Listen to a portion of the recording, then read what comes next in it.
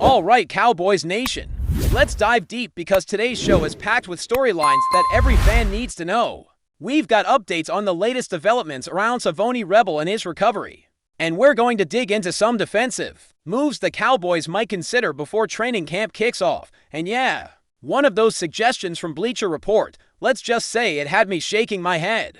But first, let's celebrate a little victory on our end. We've officially taken the lead over the 49ers channel in the June subscriber battle. That's right, we're outpacing them now, and that's always a good thing, of course. There are still a couple of other channels ahead of us, but we'll catch them soon enough. The main goal for now, though, let's make sure the 49ers stay buried. If you want more Cowboys content, multiple videos every single day, go ahead and hit that subscribe button. Now, let's get straight into the Savon Rebel situation.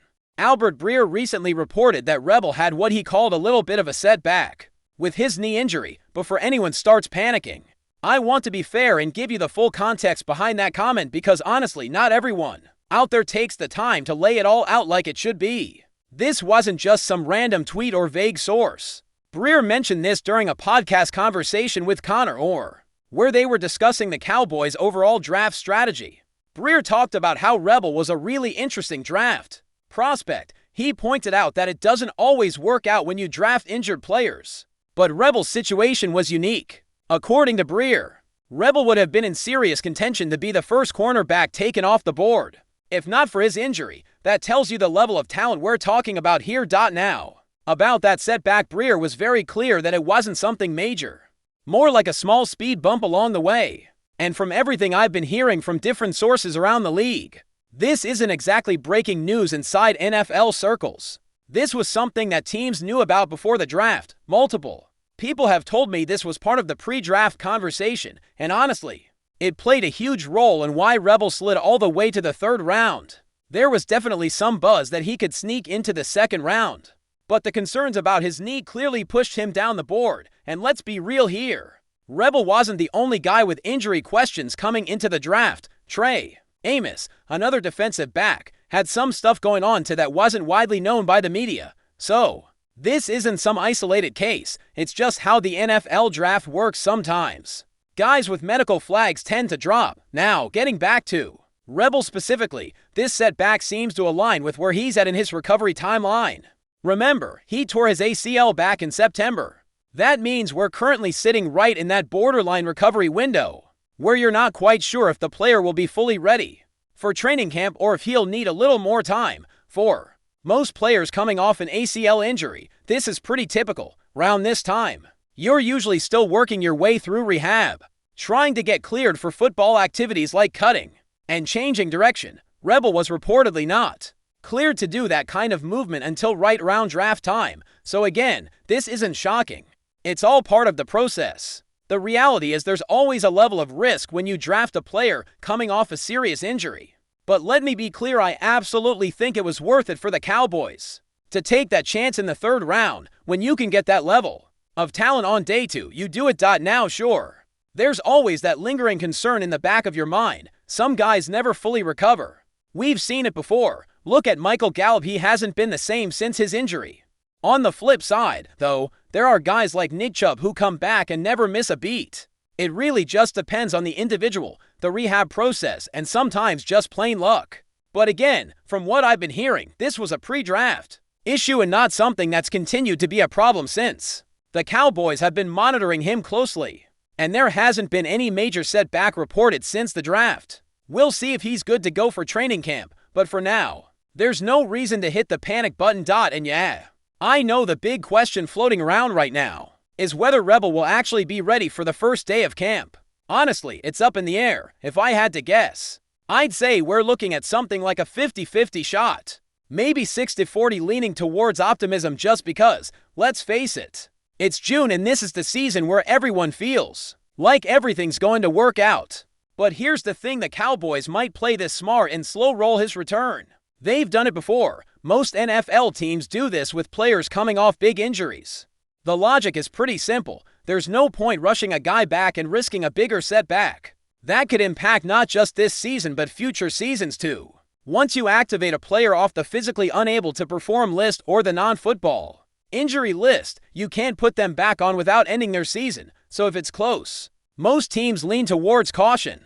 They'll give the player extra time to ramp up, maybe hold him out for the first week or two of camp, and then slowly integrate him back into team activities. That's what I think the Cowboys might do with Rebel, especially considering this was a college injury and his timeline was always going to be tight for training camp. And that leads me to something that has me a little concerned about this Cowboys secondary. Heading into week 1, let's assume for a second that Rebel does need a little more time. And let's also factor in that Trayvon Diggs, coming off his own major injury, may not be ready for the start of the season either. So now you're potentially looking at a rookie cornerback and a secondary that's going to be facing receivers like A.J. Brown and Devonta Smith right out of the gate. That's not exactly a recipe for success. Sure, Darren Bland can handle one of those guys, but beyond that, things start getting thin real fast. Is Kyle Elam ready to take a big step forward? What if there's another injury? Knock on wood that doesn't happen, but you've got to be prepared for all scenarios. If things break the wrong way, we're suddenly talking about relying on guys like Caleb Carson, Israel Mukuamu, and Andrew Booth. Not exactly the most reassuring depth chart when you're going up against one of the most explosive offenses in the league. And that's why I wouldn't be surprised if the Cowboys keep a close eye on how things look during the first couple of weeks of training camp. If they don't like what they're seeing from the young corners, don't be shocked if they start making calls for a veteran addition around late July or early August. Speaking of training camp, just a quick side note, the Cowboys have officially released their new camp gear. We're talking hats, t-shirts, hoodies, visors, bucket hats, you name it. Especially if you're out there in that California sun, a bucket hat might just save your skin. Personally, I throw one on when I'm out cutting the grass just to avoid the whole red splotchy sunburn look when I'm on air. So yeah, that gear is available now if you're interested. Alright, let's shift gears and talk about that Bleacher Report article that laid out 3 moves the Cowboys should make before camp begins. Let me just say up front, some of these suggestions were pretty weak. First on their list was prepare to install the new defense. I mean, really, as opposed to what? Not installing it. How is that even a suggestion? That's like saying step 1 of getting out of bed in the morning. Breathe. It's obvious, of course the Cowboys are going to install the new defense. They've been doing that already throughout OTA letters and mini camps. If you're going to make a list of key off-season moves, let's at least include something with a little bit of substance. But the next suggestion from Bleacher Report was actually spot on. Extend Micah Parsons. Now we're talking. This is the move everyone's been waiting for. It's the free square on your off-season bingo card, and yet somehow it still hasn't happened. According to the article, with over $32 million in available salary cap space, the Cowboys need to get serious about making Parsons the highest paid defender in the league. And let me be very clear about something right now, they are not trading him. That ship sailed a long time ago, even if the Cowboys wanted to explore that kind of move. The best window to do it was months ago. At this point, it's not happening. And here's the thing about the salary cap that a lot of people forget. Extending Micah Parsons would actually free up more space in the short term. That's right. Paying your best player could actually create more cap room for other moves. Let me break it down for you right now. Parsons is set to count roughly $24 million against the cap for next season. If the Cowboys let him play out his current deal and then tag him, that number jumps to about $28.8 million for the first franchise tag year. A second tag would push it to over $34 million, but if you get a long-term deal done now, you spread out the signing bonus and reduce that year 1 cap hit significantly. But before we continue, don't forget to subscribe to our channel and give this video a like. Your support helps us keep bringing you the latest updates on the Dallas Cowboys. Feel free to share your thoughts on the news in the comments as well.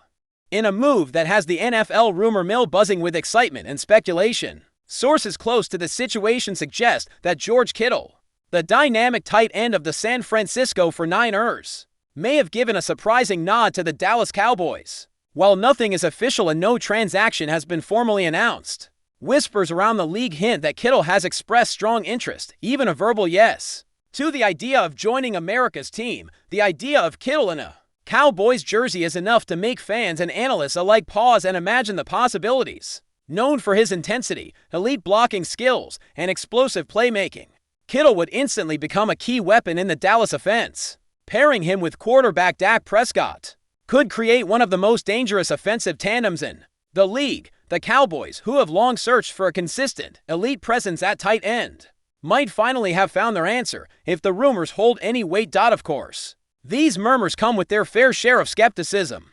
Kittle is still under contract with the 49ers and remains a cornerstone of Kyle Shanahan's offense. But in an era where player movement is more fluid than ever, and with increasing chatter around the 49ers exploring potential cap space adjustments, nothing seems entirely out of reach. League insiders speculate that if the Cowboys were to make a serious offer, possibly involving draft picks or a notable trade package, the 49ers might be tempted to listen.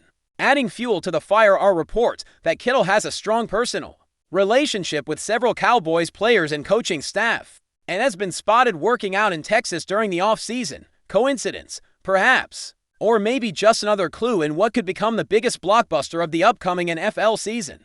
For now, it remains just that, a rumor, a tantalizing possibility, but in the NFL, where smoke often leads to fire, George Kittle to the Cowboys might not be just a fantasy for much longer. That's it for this update. If you enjoyed the video and want to keep receiving exclusive news about the Dallas Cowboys, please subscribe to our channel and give this video a like. We always look forward to your comments and opinions. See you in the next video.